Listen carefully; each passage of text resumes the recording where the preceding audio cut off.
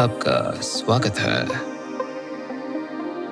इस द्वार पे जहां वास्तविकता का अंत और मायावी संसार की शुरुआत होती है।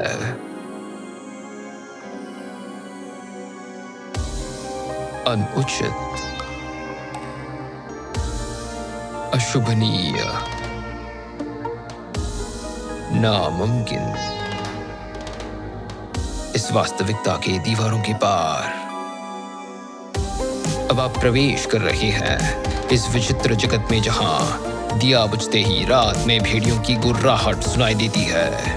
एक ऐसी दुनिया जहां हर प्रार्थना का जवाब सिर्फ आसमान से गिरते पक्षियों की लाशों से हो। नमस्कार, मैं हूं करण और ये है करण की खौफनाक कहानियां।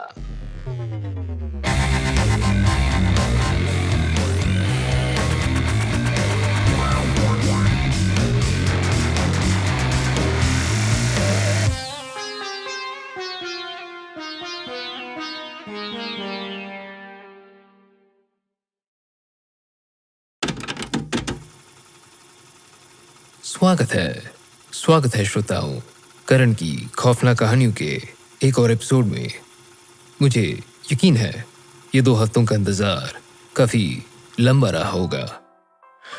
अगर आप हमें इतना याद करते हैं तो मुझे भरोसा है कि आप हमारे सोशल मीडिया पेजेस फेसबुक और इंस्टाग्राम पे फॉलो करते होंगे, रेडिट पे भी। डिस्क्रिप्शन में लिंक जरूर देखिएगा। आपको मालूम है, हर शनिवार को एक मूवी, कोई हॉरर क्लासिक हमारे फेसबुक पेज पे लाइव स्ट्रीम करी जाएगी। ये बहुत बढ़िया मौका है मेरे निशाचर श्रोताओं के लिए। हाँ, और मुझे बहुत खुशी होती है अपने ऑडियंस को बढ़ता देखकर, चाहे वो यूट्यूब हो, कोई पॉडकास्ट प्लेटफॉर्म हो या सोशल मीडिया भी। मैं आपसे मिले प्यार के लिए बहुत बहुत शुक्रगुजार हूं। मुझ पर कृपा बरस रही है और इस शो के फैंस पे भी कृपा बरसेगी। आज का एपिसोड शुरू करते हुए मैं आपको एक व्यक्तिगत कहानी बताना चाहूंगा। अपनी जवानी के शुरुआती दिनों में जब मैं आध्यात्मिक रूप से खोया हुआ था, मैं पौंडीचेरी घूमने गया था। जब मैं समुंदर के किनारे आवारा भटक रहा था, तब मेरे सामने एक कुबड़ी औरत आई जो मुझे घूरे जा रही थी। वो बहुत बूढ़ी तो नहीं लग रही थी, पर जवान भी नहीं। मैं उसके बगल से निकल रहा था, तब वो मेरी ओर सिर घुमा के बोली, मैं तुम्हारा हाथ पढ़ सकती हूँ। मैं मान गया। तुम्हारा भविष्य इस मोड़ पे एकदम अनिश्चित है। कुछ संतुलन में गड़बड़ है, पर बाद में शुक्र तुम्हारे जीवन में प्रवेश करेगा और तुम अपने लक्ष्य की तरफ चल पड़ोगे। जो भी थोड़ी बहुत तमिल में जानता हूं, उसमें मुझे बस इतना समझ आया, पर मैं खुद नहीं जानता कि मैं क्या चाहता हूं, मेरा लक्ष्य क्या है। उसने फिर मेरे हाथ में देखने की कोशिश की और उसके चेहरे की सारी उत्सुकता भयानक खौफ में बदल गई। अब यहाँ पे मैं रुक जाऊंगा। लोग हमेशा उनकी किस्मत में क्या लिखा है जानने के लिए तैयार रहते हैं, पर क्या कभी कभी उसे सुन या देखकर झेल पाते हैं? हमें आज की पहली कहानी में पता चलेगा, जो कि एक भविष्य बताने वाले के बारे में है। तो पेश है द रियल डॉक्टर मार्जिन की कहानी, भविष्यवक्ता। मेरा नाम है Michael margin, doctor Michael margin. अगर आज तक मैंने अपने अनुभवों से कुछ भी सीखा है तो वो ये है कि बुरी शक्तियां कभी भी शांत नहीं होती। वो कभी नहीं सोती। वो लगातार बस उठती हैं, बदलती हैं और कुछ न कुछ नया करती रहती हैं। उदाहरण के तौर पर वैम्पायर्स को ही ले लीजिए। जब स्वर्गीय डॉक्टर स्टोकर ने दानवों और वैम्पायर्स पे अपनी खोज को सबके सामने रखा था, तब हर एक इंसान खौफ से भर उठा था। और भला क्यों ना हो, एक अद्भुत शिकारी जिसकी इंसानी खून पीने की प्यास कभी बुझती ही ना हो, जिसके पास बस रूप और व्यक्तित्व की ही ताकत नहीं पर काली शक्तियों का भी खजाना हो, उससे डरना तो लाजमी है। भयानक, विकराल, सबसे डरावने सपनों जैसा। मगर आखिरकार उस भयानक वैम्पायर का क्या हुआ? एक पालतू कुत्ते की तरह लोगों ने उसे अपने वश में कर लिया। उन्हें वो सारी चीजें सिखाई जिन्हें सीखने की काबिलियत उनमें शायद कभी थी भी नहीं। उठना, बैठना, खड़ा होना, प्यार करना। वैम्पायर्स ने ये सब सीखा और किया। अब वैम्पायर्स के जिक्र से किसी के रोंगटे नहीं खड़े होते, बल्कि उनकी बातें बचकानी सी लगती हैं। और इस बदले हुए नजरिए की वजह से अब शायद ही कोई ऐसा वैम्पायर मिलता है जिससे किसी को डर लगे। और इसका सीधा असर मुझ पर कुछ ऐसा हुआ कि जब मैं भयानक, बुरी और श्रापित शक्तियों की तलाश में निकला तो मुझे सिर्फ आधुनिक दुनिया के पालतू प्राणी ही बस मिले। ये बुरा वक्त मेरे लिए तब खत्म हुआ जब मैं एक बहुत ही सादा शाकाहारी भोजन खा रहा था, एक ऐसे भेड़िए के साथ जो मनुष्य का आकार ले सकता था। तब मुझे ऐसा एहसास हुआ कि भयानक की खोज में अभी भी उम्मीद की किरण जगमगा रही है। खाते खाते वो मुझे हिंदू धारणाओं के बारे में बता रहा था कि जैसे मनुष्यों के कर्मों से उनका पुनर्जन्म निर्धारित होता है, ठीक उसी तरह मनुष्य के विचारों से शैतानों को भी नया जन्म होता है, नए अधिक विकराल रूपों में।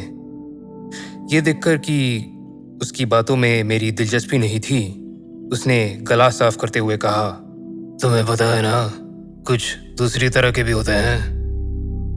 दूसरी तरह के? हाँ, दूसरी तरह के प्राणी, जीव, राक्षस, नए राक्षस। सच में इस बात ने मेरा पूरा ध्यान खींच लिया था। किस तरह के राक्षस?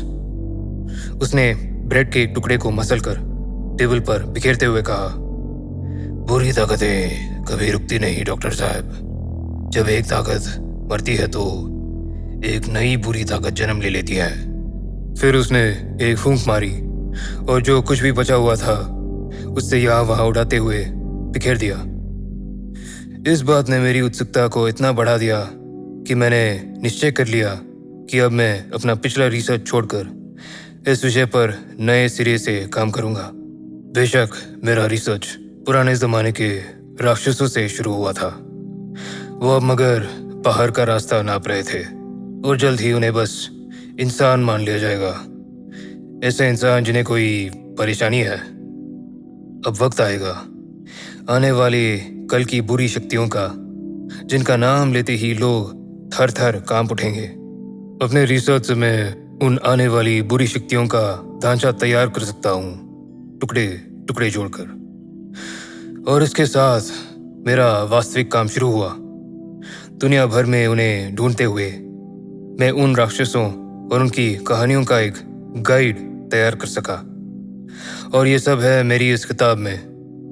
मैं ये वादा तो नहीं कर सकता कि इस किताब में आपको कुछ भी बुरा नहीं लगेगा, पर मैं बस इतना कह सकता हूँ कि इसका हर एक किस्सा सिर्फ सच ही नहीं मगर पूरी तरह प्रमाणित भी है। तो आइए मेरे साथ परखिए, जानिए और मजे लीजिए, क्योंकि मैं आपको सुनाने जा रहा हूँ डॉक्टर मार्जन के नए राक्षसों के किस्से। आज की कहानी नंबर 7, जो शो पे है करण की मेहरबानी से। उसका नाम है भविष्यवक्ता। कुछ भी निश्चित नहीं है, भविष्य भी नहीं। इसके बावजूद भी लोग भविष्य को निश्चित करने की कोशिश जरूर करते हैं। और कोई भी भविष्य नहीं, वो भविष्य जो वो चाहते हैं। भविष्यवाणी करने वाले मनोवैज्ञानिक और ज्योतिषी तब से मौजूद हैं जब पूरी और ठीक तरह से समय बताने वाले यंत्र भी नहीं थे।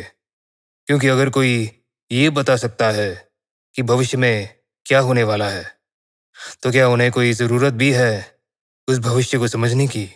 किसी बात को पहले से जान लेना मेरे क्षेत्र में एक मुश्किल विषय है।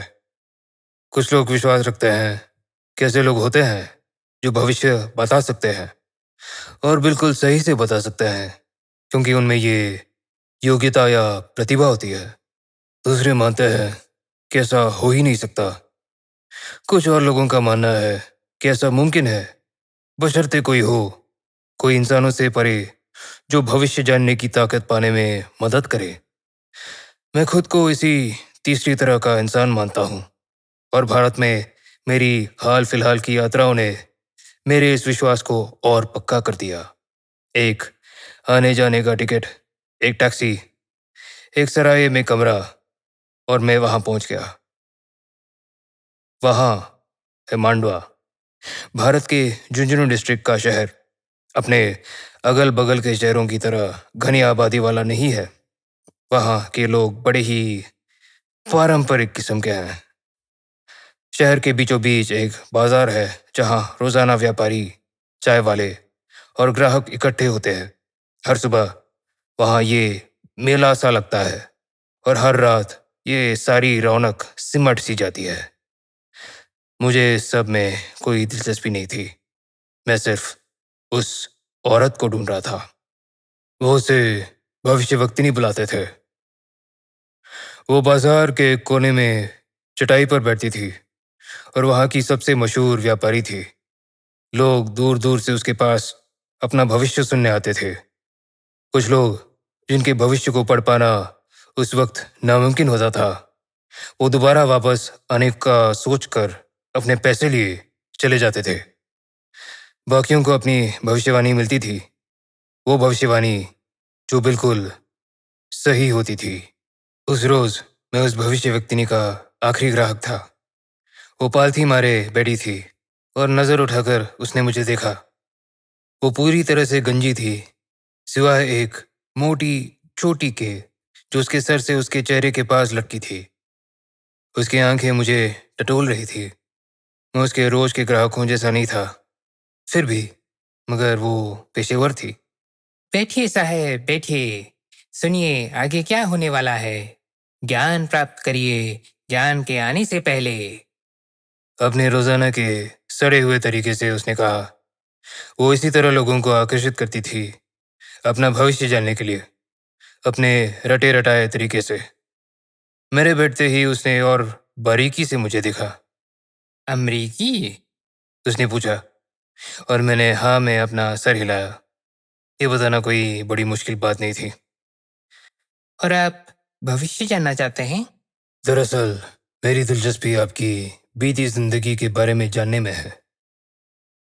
मेरी बात सुनकर उसने अपनी छोटी हल्के से खींची। मेरी बीती जिंदगी? क्यों? जो बीत गया वो कुछ भी नहीं उसके सामने जो आने वाला है। वो वापस अपनी रटी रटाई बातें बोलने लगी। मैं एक शोधकर्ता हूँ, रिसर्चर, अमेरिका से। मैं जानना चाहता हूँ कि तुम यहाँ कैसे पहुंची, जहाँ आज तुम हो। मैं पैसे देने को तैयार हूँ, दुगने पैसे। जैसे ही मैंने पैसे निकाले, मुझे और कुछ कहने की जरूरत ही नहीं पड़ी। डॉलरों की उससे बुलवाने की ताकत मुझसे कहीं ज्यादा थी। उसने हाथ बढ़ाए और पैसे उठा लिया। संतुष्ट होकर उन्हें अपनी शॉल में डालकर उसने बोलना शुरू किया। आपके पैसे लेकर मुझे खुशी हुई साहब, पर आपको बताने जैसा मेरे पास कुछ खास नहीं है। अगर बता सकती हो तो अपने परिवार के बारे में बताओ। क्या तुम शादीशुदा हो? उसने इस बार अपनी छोटी नहीं पर अपना सर छूते हुए कहा। थी, मगर अब नहीं। क्या हुआ? वो मर गया। वो और कुछ नहीं कहना चाहती थी, लेकिन मुझे और जानना था। कैसे मरा? वो बीमार पड़ गया। हम बहुत सालों से शादीशुदा थे, हमारे 2 बच्चे भी थे। और क्या वो अभी जिंदा है? हाँ, हाँ बिल्कुल। वो मेरे साथ ही रहते हैं, मैं उनका ख्याल रखती हूँ। लेकिन तुम्हारा पति? हाँ, एक दिन वो काम के लिए निकला, कहकर गया कि कुछ 3-4 शहर से आगे कहीं जाना है और कुछ ही दिनों में वापस चला आएगा। लेकिन जब वो वापस लौटा, वो बीमार था, बहुत बीमार। जो इंसान गया था वही वापस आया हो, ऐसा लग ही नहीं रहा था। उजड़े हुए बाल, दाढ़ी में बालों का गुच्छा, उससे बहुत बुखार था और अजीब और गरीब सी चीजें भी दिखती थी। मैंने उसका ख्याल रखने की कोशिश की, लेकिन ये मुश्किल होता चला गया। वो बहुत गुस्सा हो जाता था और मुझे और मेरे बच्चों को डराने धमकाने लगता था। वो पागल हो गया था। एक सुबह उसका बिस्तर बनाते वक्त मैंने उसके तकिए के नीचे एक चाकू देखा। मैं समझ गई मेरे बच्चों की जान खतरे में थी। और तुमने क्या किया? अपने बच्चों को उनकी दादी के पास भेजकर मैं उसकी देखभाल करती रही। मैंने उसको वापस ठीक करने की बहुत कोशिश की, लेकिन कुछ नहीं हुआ। वो चल बसा और उसके कुछ समय बाद ही मुझे उसी बीमारी ने जकड़ लिया। लेकिन तुम बच गई। बहुत मुश्किल से साहब। हालांकि उस बीमारी ने मुझे बर्बाद कर दिया, मगर वो आदमी लोग थे जिन्होंने लगभग मुझे मार ही डाला। कौन आदमी लोग? इस शहर के लोग। उनका कहना था कि मैंने अपने पति से उसके बच्चों को दूर कर दिया और मैंने उससे मरने दिया।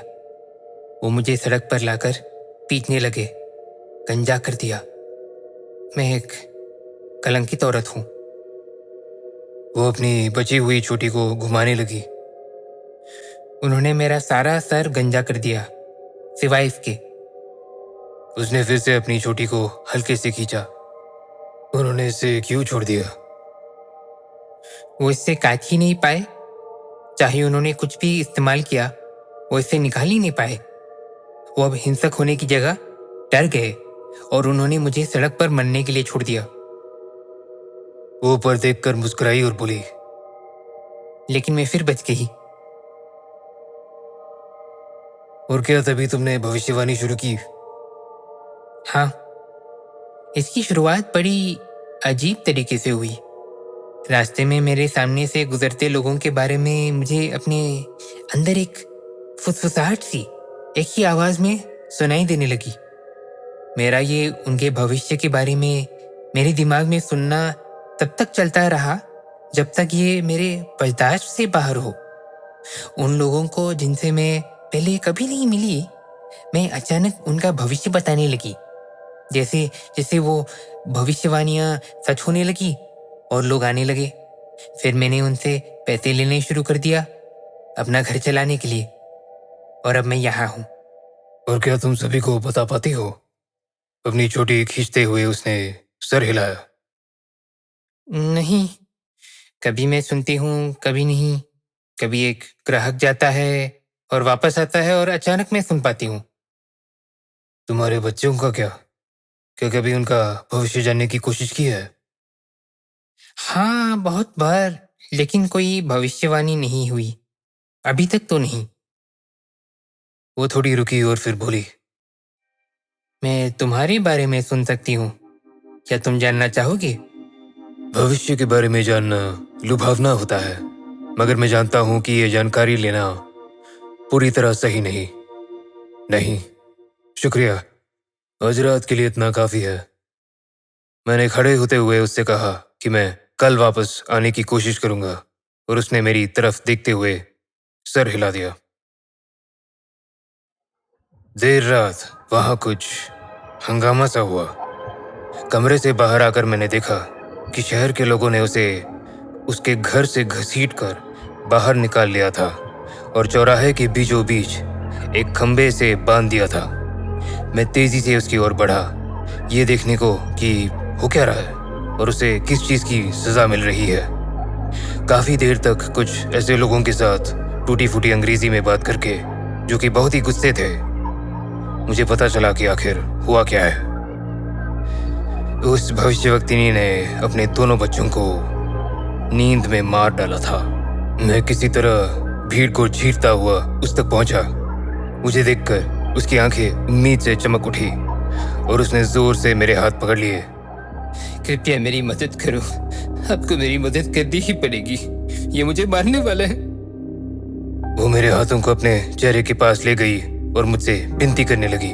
वो कह रहे हैं कि तुमने उन्हें मार डाला, वो कह रहे हैं कि तुमने उनका गला दबा दिया। उसने जवाब नहीं दिया और मेरी हाथ पकड़कर रोती रही। मैंने धीरे से अपने हाथ वापस खींचे और उसकी तरफ देखा। फिर मैंने हल्के से पूछा, क्या तुमने ऐसा किया? वो चुप हो गई और मेरी तरफ देखते हुए हाँ में सर हिला दिया। उनके सोने के बाद आज मैं उनके कमरे में गई। मेरी आंखों के वो दो तारे सुकून से अपने बिस्तर पर सो रहे थे। और फिर मैंने सुना। क्या सुना? उनका भविष्य जो करने वाले थे वो जैसे होंगे, वो जो अपनी जिंदगी में भुगतेंगे। और मुझे यह करना पड़ा। मैंने उनका भला ही किया। दया करो बाबूजी, दया। लेकिन तुमने उन्हें मार दिया। क्या तुम ये नहीं देख पा रही? तुम्हारे खुद के बच्चे, तुमने उन्हें ही मार डाला। उसने अपने होठ सिकोड़े, रोना बंद किया और जमीन की तरफ देखने लगी। जो हो गया वो कुछ भी नहीं, उसके सामने जो होगा। वो फुसफुसाई। ये उसके आखिरी शब्द थे। फिर वो भीड़ उसे ले गई और एक चटाई पर डाल दिया, चिल्लाते हुए कि वो एक पिशाचनी है, और फिर उसे जिंदा जला दिया। परंपरा। और क्या? मैं उस चिता के पास खड़ा रहा जब तक कि वो पूरी तरह से खत्म ना होगी, जब तक कि उस चिता की लपटें पूरी तरह से शांत ना हो गई, जब तक कि वहां राख और जले हुए कंकाल के सिवाय कुछ नहीं था।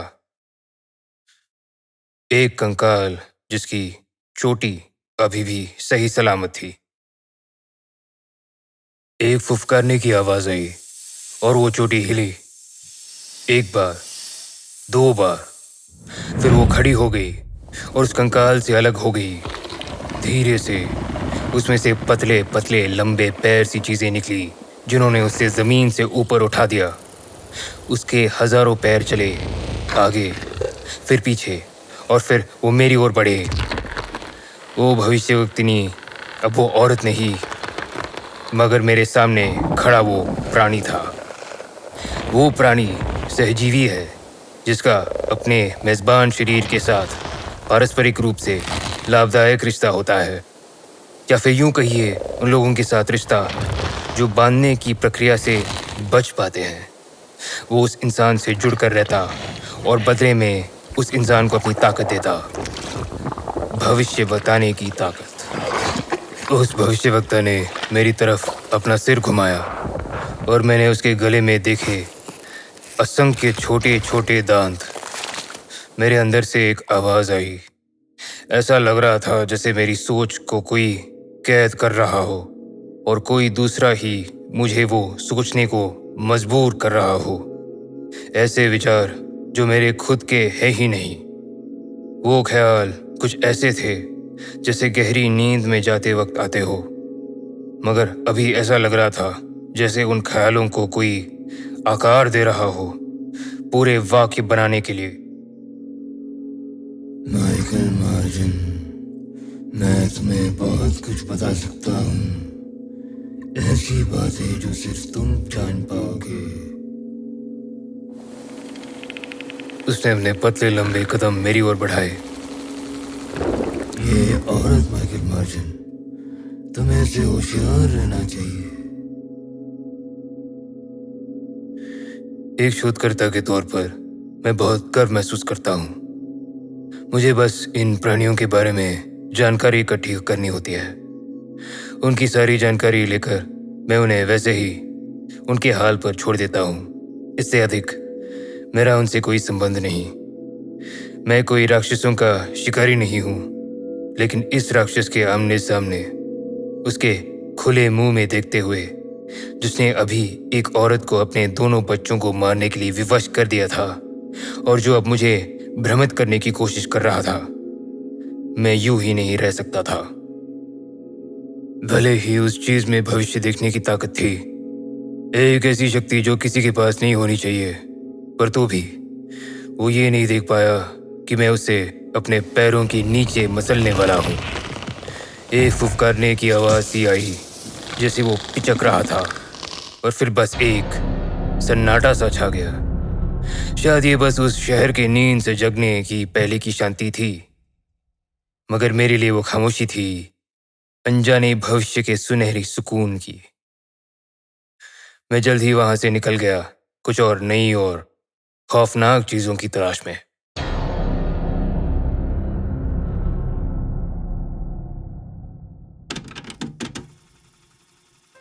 भविष्य के लिए, भाग्य के लिए इतना मोह सचमुच पागलपन है ना।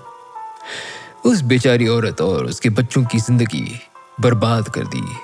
माना कि उस पराश्रयी जीव की पकड़ बहुत मजबूत थी, पर भविष्य की घटनाएं असल न होते हुए भी बहुत असली लगती है।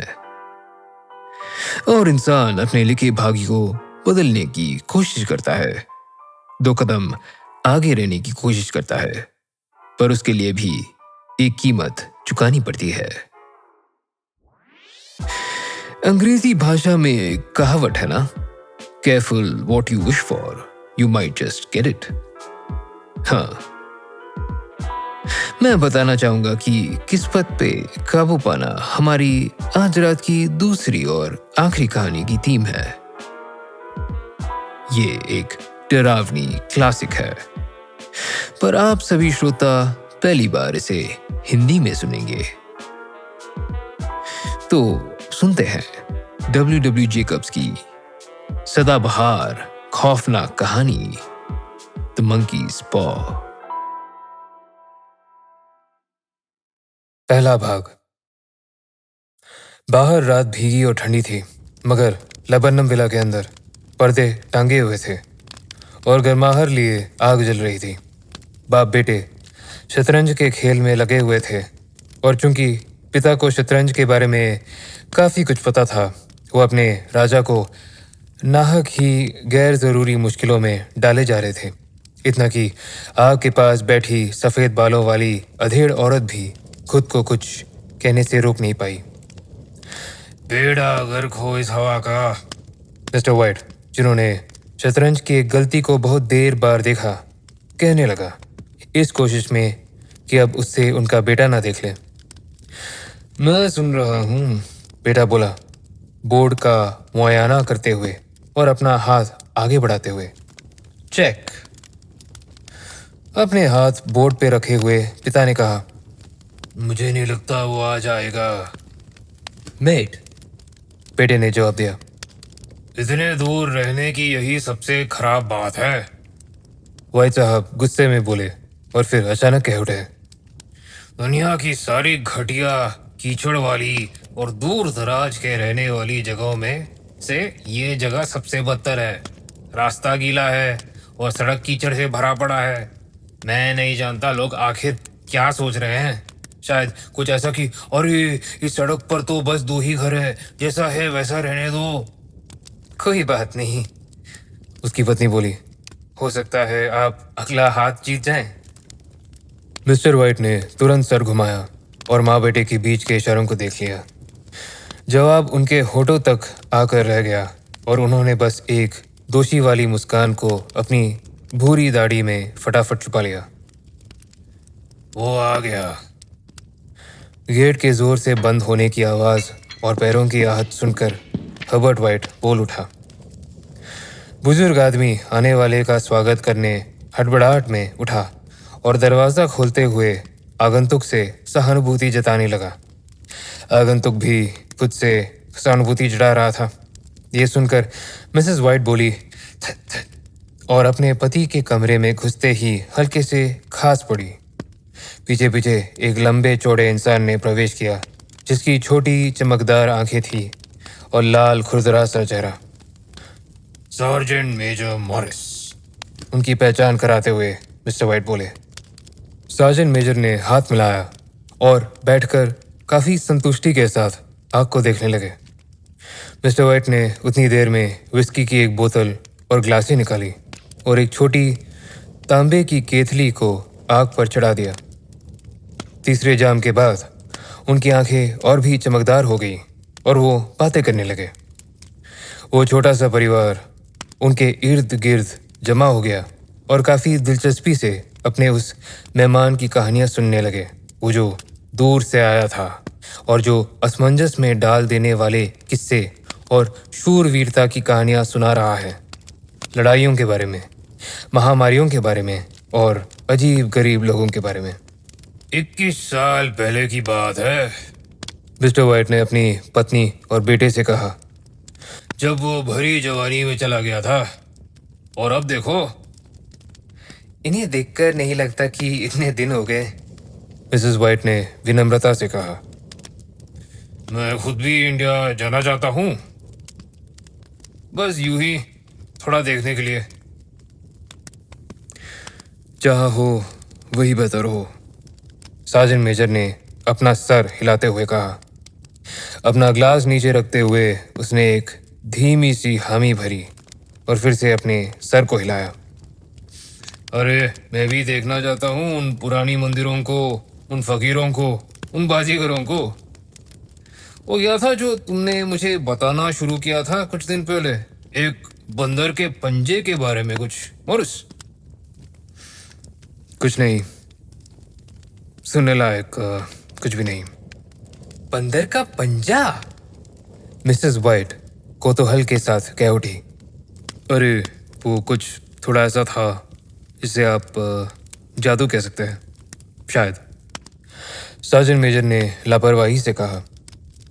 उनके तीनों सुनने वाले उनकी ओर बेसब्री से झुके। मेहमान ने बिना सोचे अपने खाली गिलास अपने होठों से लगाया और फिर उससे दोबारा नीचे रख दिया। उनके मेज़बान ने फिर से उसे भर दिया। देखने में सार्जेंट मेजर अपने पॉकेट को टटोलते हुए बोले, ये बस एक साधारण सा छोटा पंजा है, सुखाकर सहेजा हुआ। उन्होंने अपने जेब से कुछ निकाला और सबके सामने पेश किया। मिसेस वाइट मुंह बनाकर पीछे हट गई, मगर उनके बेटे ने उससे ले लिया और काफी कौतूहल से उसका निरीक्षण करने लगा। इसकी खास बात क्या है? मिस्टर वाइट पूछा, अपने बेटे के हाथ से उससे लेकर और खुद देखने के बाद टेबल पे रखते हुए। एक बूढ़े फकीर ने इस पे मंत्र डाला है। एक बहुत ही पवित्र आत्मा, वो ये दिखाना चाहता था कि भाग्य ही लोगों का जीवन निर्धारित करता है और जो उस भाग्य के खेल से छेड़छाड़ करते हैं उन्हें जीवन में दुख ही प्राप्त होता है। उन्होंने इसमें एक मंत्र डाल दिया जिससे 3 अलग अलग लोगों को इसकी मदद से 3 इच्छाएं प्राप्त हो सके। सुनाने का लहजा इतना अच्छा था कि सुनने वालों को इसका ध्यान था कि उनकी हल्की सी हंसी से भी माहौल कुछ हिल सा गया। फिर सर आपके पास तीनों क्यों नहीं है? हबर्ट वाइट चतुराई से बोला। उस सैनिक ने उस बात को ऐसे लिया जैसे अधेड़ लोग जवानी के अल्हड़पन को लेते हैं। है मेरे पास, उन्होंने कहा आहिस्ते से, और फिर उनका दागदार चेहरा सफेद पड़ गया। फिर क्या सच में आपकी 3 इच्छाएं पूरी हुई हैं? मिसेस वाइट ने पूछा। हाँ हुई, सार्जेंट मेजर ने कहा, और उनका ग्लास उनके मजबूत दांतों से कुछ टकरा सा गया। किसी और ने भी कुछ इच्छा की क्या? उस बूढ़ी औरत ने फिर से पूछा। पहले इंसान को उसकी 3 मुरादें मिल गई। हाँ, मैं नहीं जानता उनमें से पहली 2 क्या थीं, पर तीसरी थी मौत। इसी वजह से मुझे ये पंजा मिला। उनका स्वर इतना गंभीर था कि सारे लोग खामोश हो गए। अगर तुम्हें तुम्हारी 3 मनोकामनाएं मिल गई हैं, तो फिर अब तो ये तुम्हारी किसी काम का नहीं है ना मॉरिस? आखिरकार उस बूढ़े आदमी ने कहा। फिर तुमने इससे क्यों रखा हुआ है? सिपाही ने अपना सर हिलाया। पसंद की बात है, शायद। एक बार इसे बेचने का ख्याल आया था मेरे मन में, मगर मुझे नहीं लगता मैं ऐसा करूंगा। इसने पहले ही काफी उत्पात मचा दिया है और लोग इसे खरीदेंगे भी नहीं। कुछ को लगता है कि ये बस एक पागल किस्सा है, और जिनको ऐसा नहीं लगता वो पहले से आजमाना चाहते हैं और फिर मुझसे इसके पैसे देना चाहता है। अगर तुम्हें और 3 इच्छाएं पूरी करने का मौका मिले, क्या तुम उन्हें लोगे? मैं नहीं जानता, मैं नहीं जानता। पंजे को उठाकर और उससे अपने अंगूठे और पहली उंगली के बीच में झुलाते हुए अचानक से उसने आग में फेंक दिया। मिस्टर वाइट ने एक हल्की सी चीख के साथ फटाफट झुककर उससे आग से निकाल लिया। बेहतर होगा कि उससे जल जाने दो, उस सिपाही ने पूरी शिद्दत से कहा। अगर ये तुम्हें नहीं चाहिए मॉरिस, तो तुम ये मुझे दे दो। नहीं, उसके दोस्त ने सख्ती से कहा। मैंने उससे आग में फेंक दिया था। अगर तुम इससे रखते हो तो बाद में जो होगा उसके लिए मुझे दोषी मत ठहराना। एक समझदार इंसान की तरह इससे वापस आग में फेंक दो। दूसरे ने ना में सर हिलाया और अपनी नई चीज को ध्यान से देखते हुए बोला, कैसे करते हो तुम? इसे अपने दाहिने हाथ में ऊपर की ओर करके पकड़ो और जोर से अपनी मनोकामना मांगो। हाँ, मगर मैं तुम्हें इसके नतीजे की चेतावनी देता हूँ।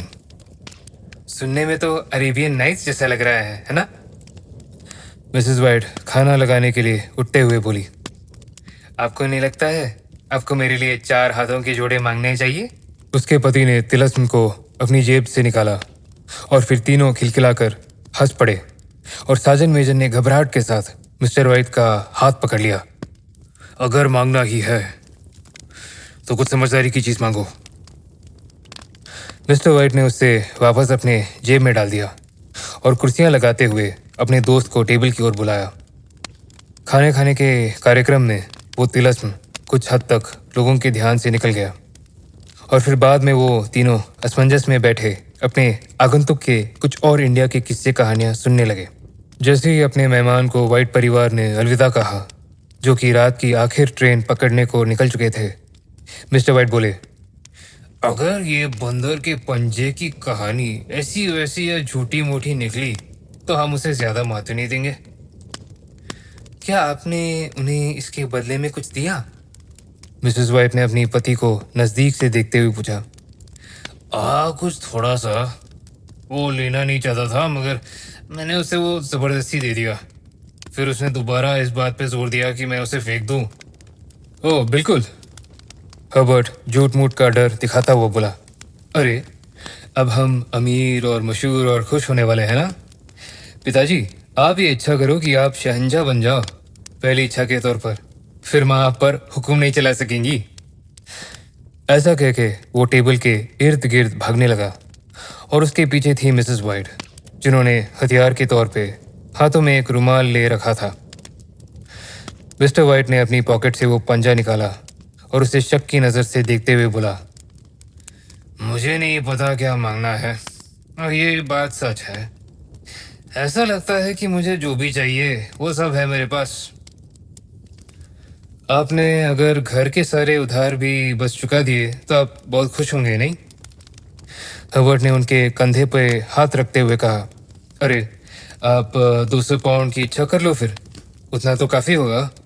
अपनी हरकत पे शर्मिंदा और मुस्कुराते हुए उसके पिता ने तिलस्म लिए अपना हाथ ऊंचा किया और उसका बेटा, जो माँ को आंख मारते हुए अपनी हंसी छुपाने की कोशिश कर रहा था, पियानो पे कुछ शानदार नोट्स बजाने लगा। बूढ़े आदमी ने साफ तौर पे कहा, मैं 200 पाउंड चाहता हूं। उसके शब्दों का स्वागत पियानो के एक धमाके ने किया, जिससे कि उस बूढ़े व्यक्ति की चीख ने रोक दिया। उसका बेटा और पत्नी उसकी ओर भागे। ये हिला। घिन के साथ जमीन पे पड़ी हुई उस चीज की ओर देखते हुए कहा, जैसे मैंने अपनी इच्छा जाहिर की, ये मेरे हाथ में एक सांप की तरह घूमा। मुझे तो कोई पैसे नहीं दिखाई दे रहे हैं। उसके बेटे ने उस पंजे को जमीन से उठाकर टेबल पर रखते हुए कहा, और मैं शर्त लगाता हूं कि वो मुझे कभी दिखेंगे भी नहीं। आपको भ्रम हुआ होगा हर्बर्ट के पापा। उसकी पत्नी ने कुछ परेशान होती हुई सी बोली। उसने अपना सर हिलाया। खैर, कोई बात नहीं, कोई गड़बड़ नहीं हुई, पर इसने मुझे चौंका दिया। वो फिर आग के पास बैठ गए और दोनों मर्दों ने अपने पाइप्स खत्म किए। बाहर हवा बहुत ही तेजी से चल रही थी और बूढ़े आदमी का ध्यान ऊपर के कमरे के जोर से बजते दरवाजे पे गया। एक बहुत ही अजीब और निराशाजनक खामोशी ने उन तीनों को रात भर घेर लिया। मैं उम्मीद करता हूं कि पैसे आपको एक बड़े बैग में बंधा मिले, आपके बिस्तर के बीचों बीच। हबर्ट उन्हें गुड नाइट कहते हुए बोला। उसके साथ और कुछ भयानक सा आपके अलमारी पे बैठा मिले, आपको अपनी बेईमानी के पैसे रखता हुआ देख रहा हो। मिस्टर वाइट अंधेरे में अकेला बैठा रहा, बुझती हुई आग और उसमें बनते चेहरों को देखता हुआ। आखिरी चेहरा इतना भयानक था कि वो बस ताजुब से उसकी ओर देखता रहा। वो इतना असली सा लगने लगा कि उसने एक घबराहट भरी हंसी के साथ टेबल पे ग्लास को ढूंढा और उसमें पड़े पानी को उस चेहरे की ओर फेंक दिया। उसके अपने हाथों में उस बंदर के पंजे को जकड़ लिया और एक हल्की सी सिहरन के साथ अपने हाथों को कोट पे पोंछते हुए सोने चला गया। दूसरा भाग। अगले दिन सर्दियों के सुबह की सुनहरी धूप में अपने नाश्ते के टेबल पे बैठे हुए उससे अपने डर पे हंसी आई। कमरे में इस वक्त एक साधारण सी पूर्णता थी जो कल रात कहीं गायब सी हो गई थी। वो गंदा सूखा हुआ पंजा साइडबोर्ड पे लापरवाही से टांगा हुआ था, जहां उसकी तिलस्मी ताकतें मानो बेमानी सी लग रही थी। लगता है सारे बूढ़े सिपाही एक जैसे ही होते हैं। सोचो जरा, हमने कल रात क्या बकवास सुना। आज के जमाने में आखिर इच्छाएं ऐसे कैसे बुरी हो सकती हैं? और अगर हो भी सकती हैं तो आखिर 200 पाउंड आपकी किस तरह नुकसान पहुंचा सकते हैं, हर्बर्ट के पापा? शायद आसमान से उनके सर पे गिरकर। मस्करे हबर्ट ने कहा। मॉरिस ने कहा कि ये चीजें इतनी अचानक हो जाती हैं कि आप अगर चाहें तो उन्हें संयोग भी मान सकते हैं। खैर, मेरे आने से पहले आप पैसे खर्च मत कर देना, हबर्ट टेबल से उठते हुए बोला। मुझे डर है कि वो कहीं आपको एक धूर्त लालची इंसान में ना बदल दे और हमें कहीं आपको त्यागना ना पड़े। उसकी माँ हंस पड़ी और उसके पीछे चलते चलते उससे घर से निकल सड़क की ओर जाता हुआ देखने लगी और फिर अपने पति की इस नासमझी का काफी आनंद लेती हुई वापस नाश्ते की टेबल पे आ गई। मुझे लगता है जब हर्बर्ट वापस आएगा तो उसके पास और कुछ मजेदार टिप्पणियां होंगी। रात के खाने की मेज पर बैठे हुए वो बोली। बिल्कुल, पर जो भी हो, वो चीज कल मेरे हाथ में हिली जरूर थी, कसम से। आपको लगा कि वो चीज हिली? मैंने कहा ना हिली। शक की कोई गुंजाइश ही नहीं है। मैंने वो क्या हो गया? उसकी पत्नी ने कोई जवाब नहीं दिया। वो बाहर किसी आदमी की रहस्यमय गतिविधियों को देख रही थी जो उनके घर की ओर दुविधा से देख रहा था और ऐसा लग रहा था मानो अंदर आने का मन बना रहा हो। 200 पाउंड का मानसिक संबंध बनाते हुए उसने देखा कि उस आदमी ने अच्छे कपड़े पहने हुए थे और सिल्क का हैट जो नया और चमकदार था। 3 बार वो गेट पे रुका और फिर चौथी बार गेट पे हाथ रख दृढ़ निश्चय के साथ उससे खोलते हुए रास्ते पे चलने लगा। ठीक उसी समय मिसेस वाइट अपने हाथों को पीछे ले गई और जल्दबाजी में अपने एप्रन को खोलकर उस कपड़े को उन्होंने अपनी कुर्सी के कुशन के पीछे रख दिया। वो उस बेचैन अजनबी को कमरे में ले आई और उससे वहां की अस्त व्यस्त हालात और अपने पति के पुराने कोट के लिए माफी मांगने लगी। कमरे में घुसता हुआ वो आदमी उनकी तरफ चोर निगाहों से देखता रहा और अनमना सा उनकी बातें सुनता रहा। फिर उनसे जितना हो पड़ा उन्होंने उतना इंतजार किया इस अजनबी को अपने आने का कारण बताने के लिए। उस अजनबी ने मगर एक अजीब सी चुप्पी साथ रखी थी। आखिरकार वो बोल पड़ा। मुझे कहा गया था आपको कॉल करने को। फिर वो झुककर अपने पैंट से कॉटन का एक टुकड़ा निकालने लगा। मैं मॉर्न मेगिन से आया हूं।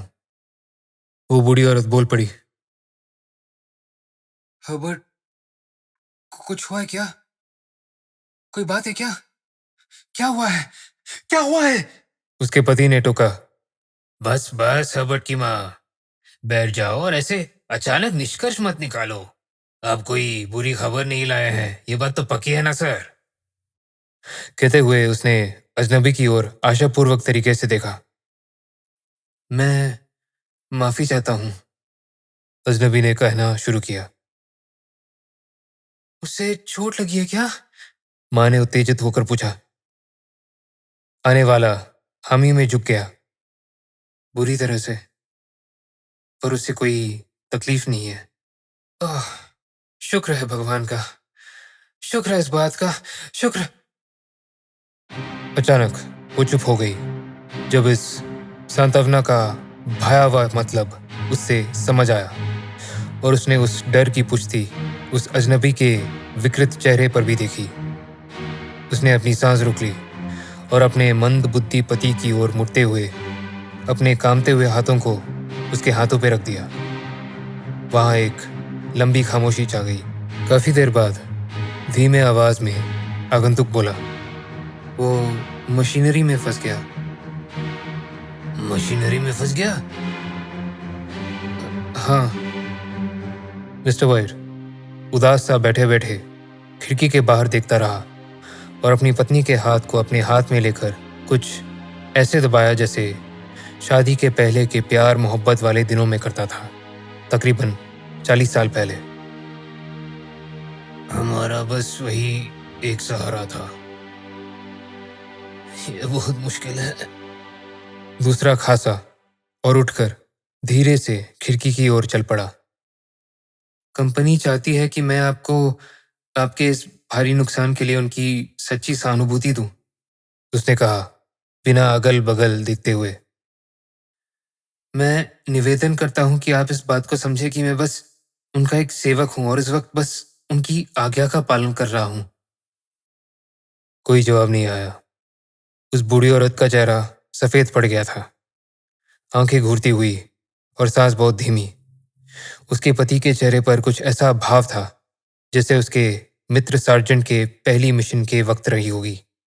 मुझे ये कहना था कि मॉन मिगिन्स इस हादसे की कोई जिम्मेदारी नहीं लेते, वो इसका कोई दायित्व नहीं लेते, मगर आपके बेटे के सेवा के बदले में आपको एक छोटी रकम देना चाहते हैं, हरजाने के तौर पर।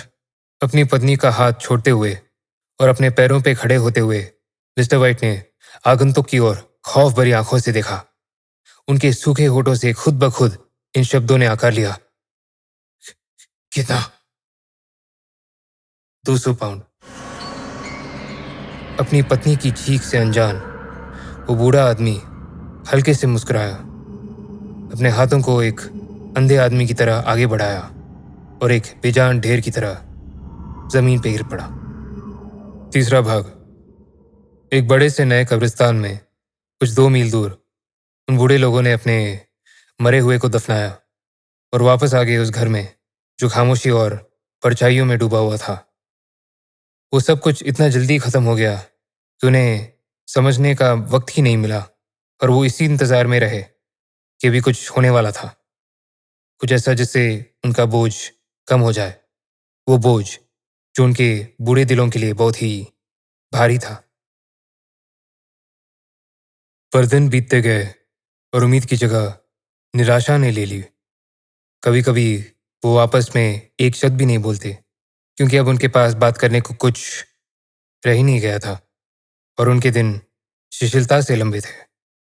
1 हफ्ते बाद की बात है जब उस बूढ़े आदमी ने रात को अचानक उठकर और हाथ फैलाकर खुद को अकेला पाया।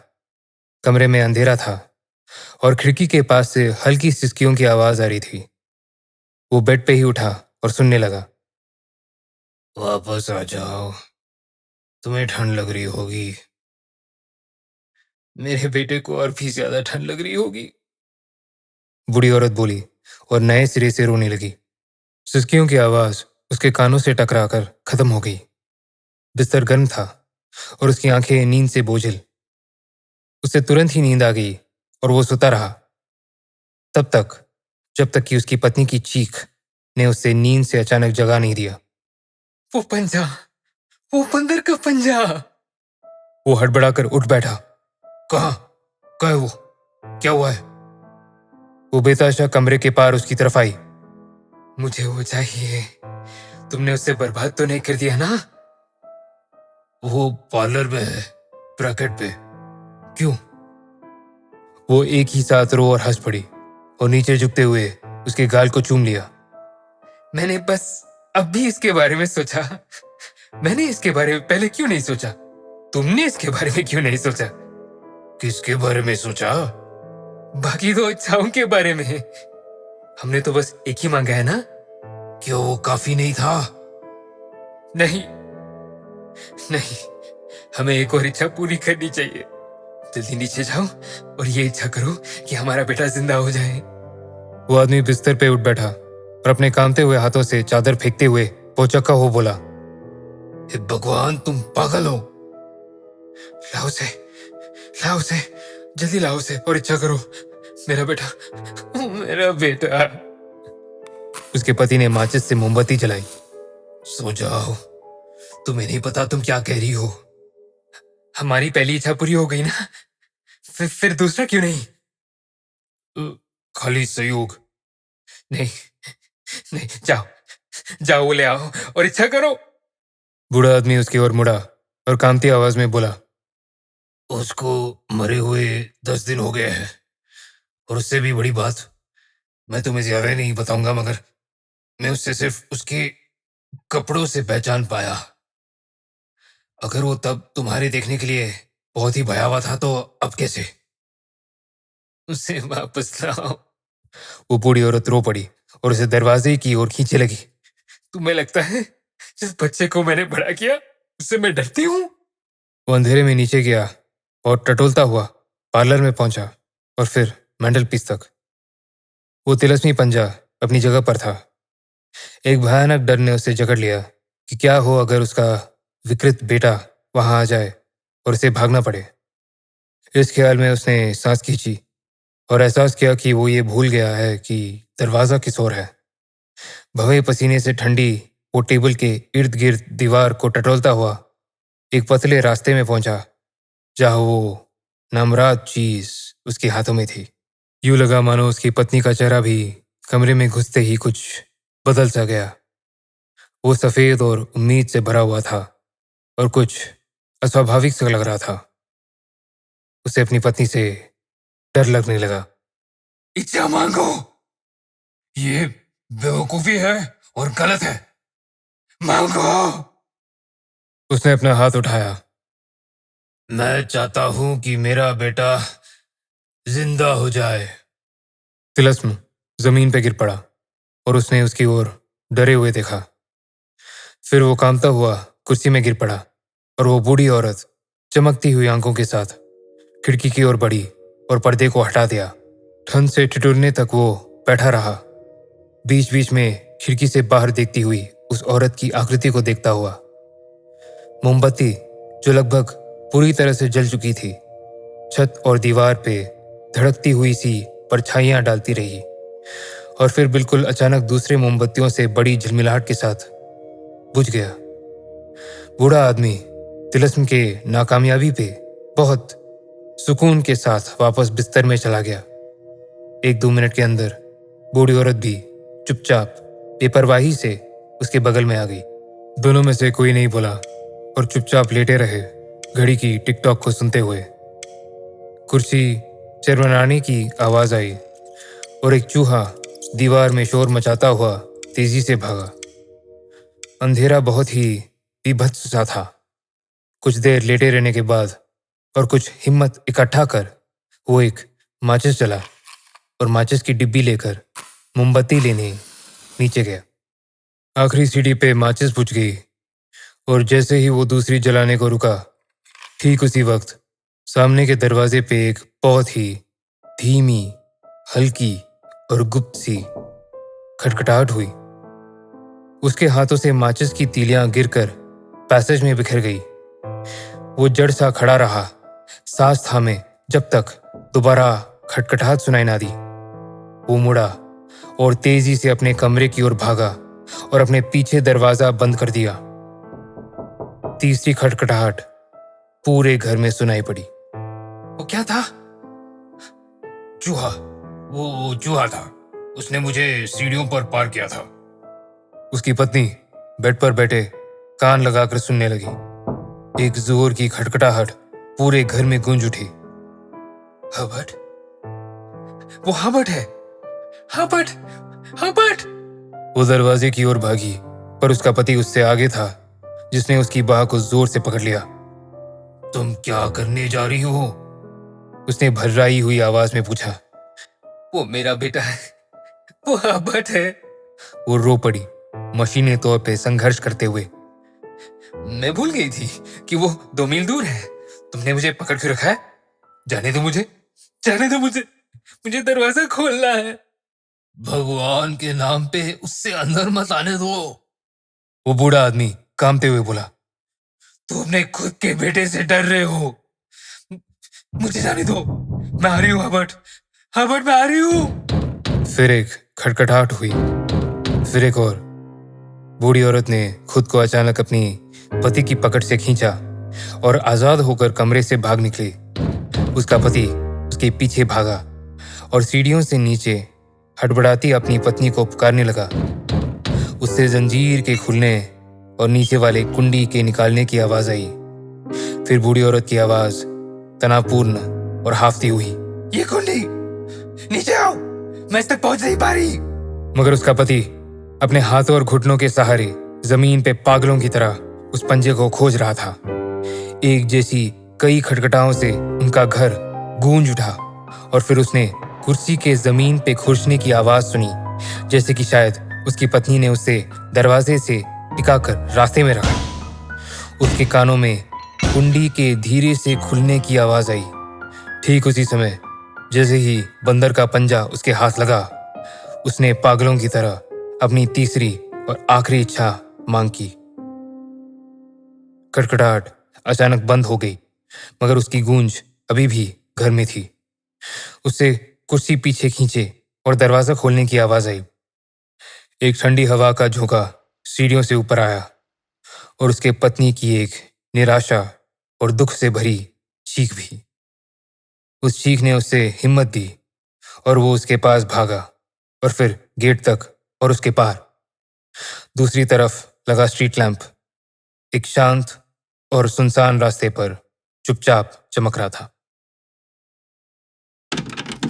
मैंने वो कहानी जो शुरू की थी वो खत्म नहीं करी ना। वो मुझे भविष्य बताना चाहती थी, भले ही बहुत डरते हुए। वो मुझे बताना चाहती थी कि मैं किस रास्ते पे जाऊंगा। मैंने अपनी मुट्ठी बंद की और सिर हिला के उसे इशारा किया कि वो मुझे ना बताए। अगर मैं कुछ चाहता था और किसी चीज के पीछे जाना चाहता था तो मैं उसे डर कैसे सकता था।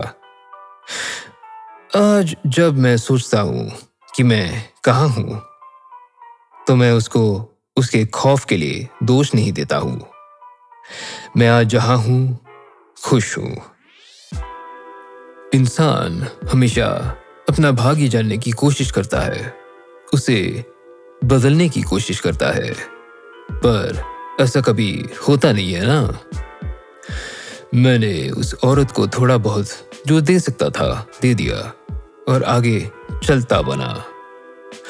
वो उन नोटों को पकड़ी खड़ी रही और मुझे घूरती रही। और ये है हमारी कहानी का अंत दोस्तों। अब बस तारों से भरे आसमान को देखिए और ये जान लीजिए श्रोताओं कि जो लिखा जा चुका है वो लिखा जा चुका है।